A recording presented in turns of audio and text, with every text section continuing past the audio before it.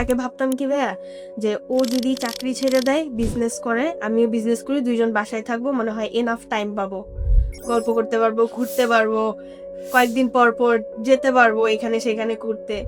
But ব্যাপারটা এমন হয়েছে যে ও যখন চাকরি করতো তখনই ভালো ছিল, আমরা দুইজন শুক্র শনি একটু টাইম পেতাম কোথাও যাওয়ার। বাট এখন ব্যাপারটা এমন হয়েছে যে 3 বেলা খাবার ছাড়া আমাদের দেখাও হয় না, কথাও হয় না।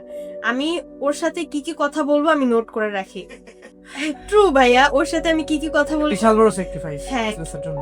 বিশাল বড় স্যাক্রিফাইস। এন্ড আরেকটা জিনিস হচ্ছে যে যদি এমন হতো, আমি মাঝে মাঝে ব্যাপারটা চিন্তা করি যে যেহেতু আমার হাজবেন্ড বিজনেস করে, ও অনেক বিজি থাকে, এমনও দিন গেছে ভাইয়া সকাল 8টা বাজে ও ঘুমাইতে আসছে ওর অফিস থেকে।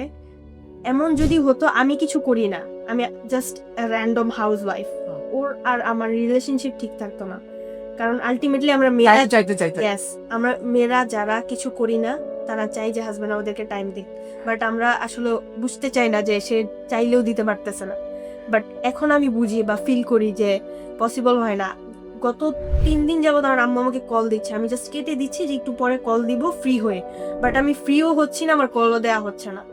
সো হয়তো আমার মা এর জন্য সে বুঝতেছে যে আমার মেয়ে বিজি, বাট তার জায়গায় অন্য কেউ হলে হয়তো ব্যাপারটা বুঝতো না, ভাবতো রাফা এখন বড় ব্যবসায়ী হয়ে গেছে, রাফার ভাব বেড়ে গেছে।